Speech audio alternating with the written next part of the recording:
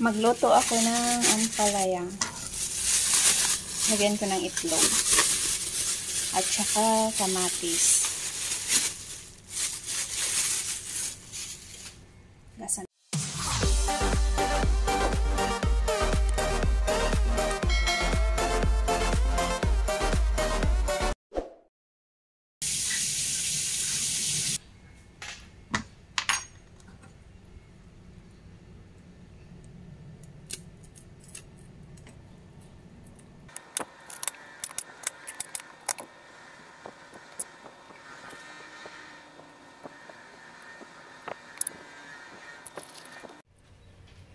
Ayaw ko nang ibabad sa tubig. Kasi yung iba, pinababad nila sa tubig para hindi daw masyadong mapait ba. Sa akin, diretso na.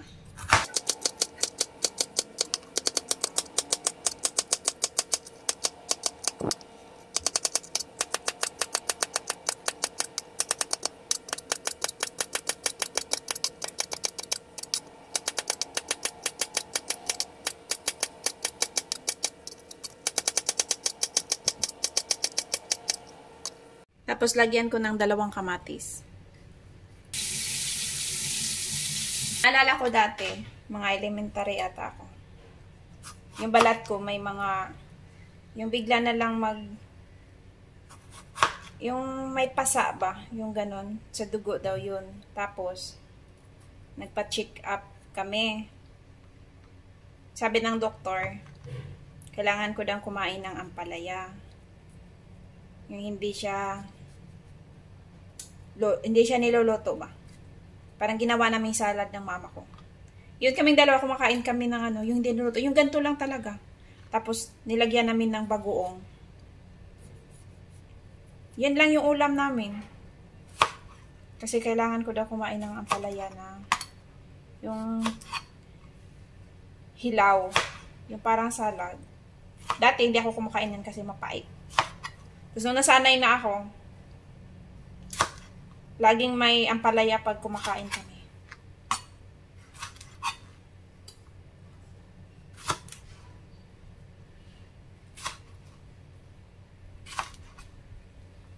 Tapos kukuha ako ng garlic.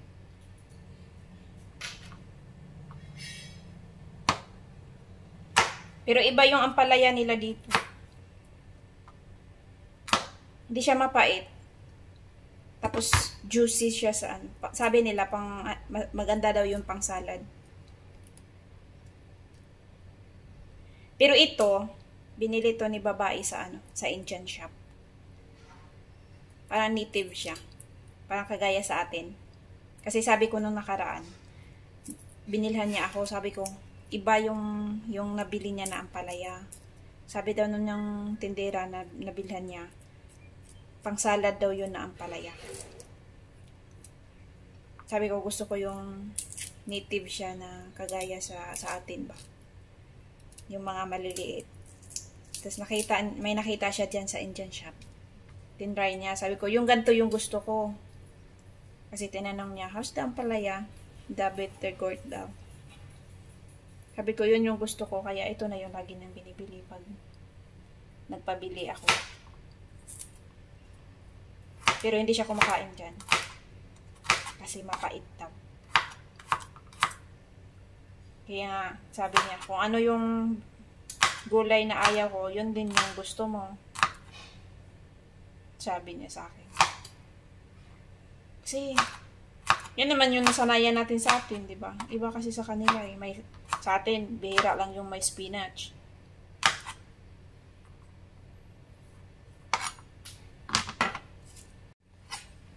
Lagyan ko pala ng sibuyas, bombay. Diyan lang.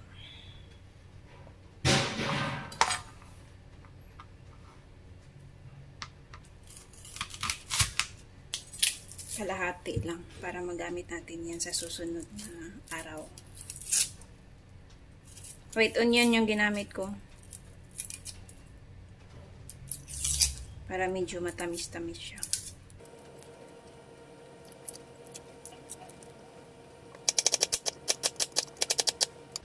Tapos 2 itlog. Naambun na naman. Lagi na lang.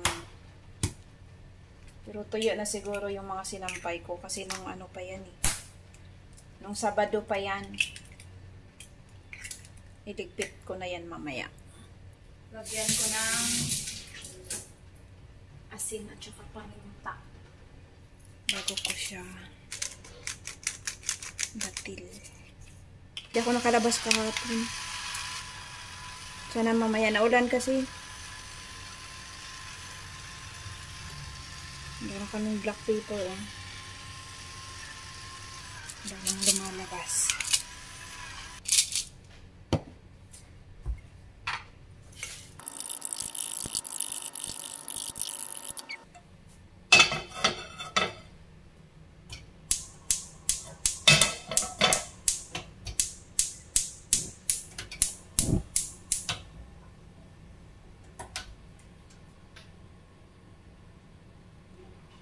Tin ko lang yung mantika.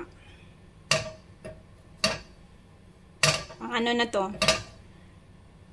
Pang lunch at saka hapunan. Kung may matira, may panghapunan pa tayo. O, diba? Tipid-tipid din. Nagsaing na din ako. Gusto kong lumabas kaso naulan. Araw-araw na lang umuulan. Tagal minute. Yan na yung lulutuin natin. Oh, nilagyan ko pala ng sili. Naghiwa ko ng sili kasi sayang pag masira lang. Kaya hiniwa ko na siya. Para may medyo maanghang-anghang ng konti. Pero maanghang talaga yan. Yan yung ingredients natin. Mainit na yung mantika. Yun, mainit na. Maingay yung exhaust fan.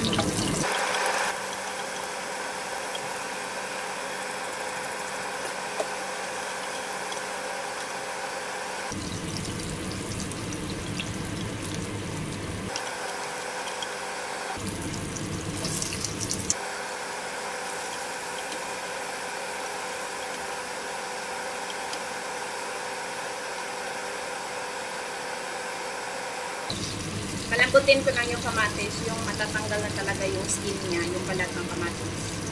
Saka ko ilagay yung ampalaya. Kasi yung pampalaya, mabilis lang yan, mabilisan para hindi siya masyadong mapait. Sabi kasi nila, pag nilagay mo na yung ampalaya, huwag mo daw haluin ang haluin kasi papait daw yun. Yan yung sabi nila. Ayun, natanggal na siya. So, diba? Tanggal na yung balat ng kamatis.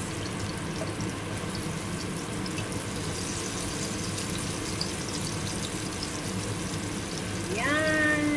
Lagay ko na yung ampalaya.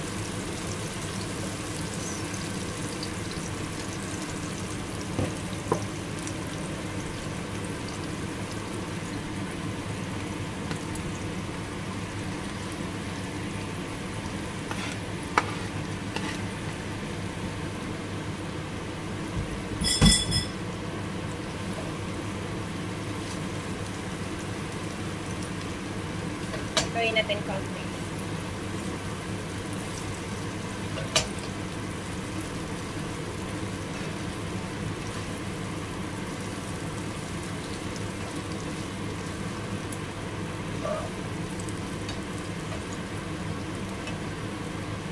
Sabihin ko na.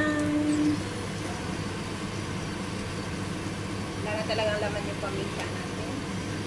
Tapos, asin.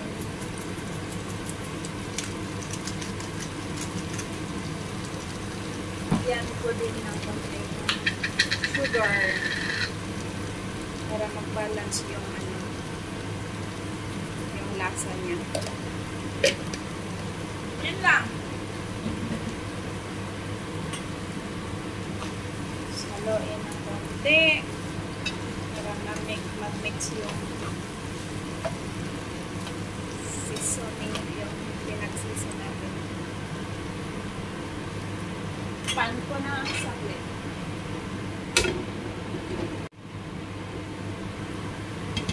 So, hindi naman siya magda-dry. Pag ininit natin mamaya, may konting sabaw pa siya.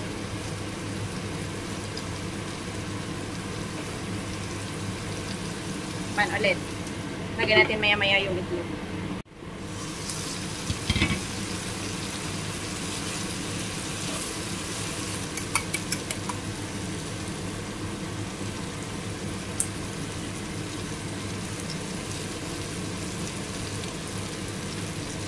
Dapat pala, tinatlo ko na yung itlog. Gusto ko yung maraming itlog kasi. Yan.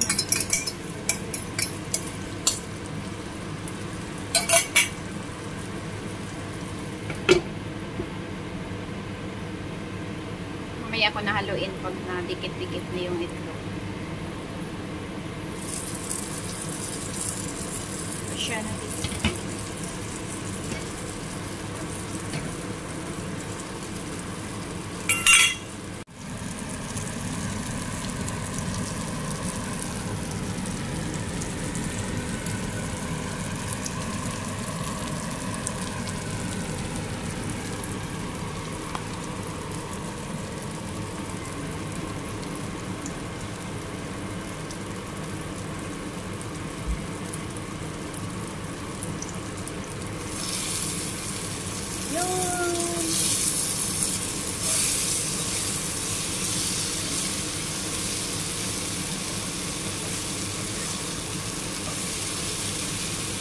Tapos na. Ganyan lang. May pangulam na tayo. Yan na. Thank you for watching, everyone. Thank you for supporting my video and live. See you next time. See you around. Bye-bye.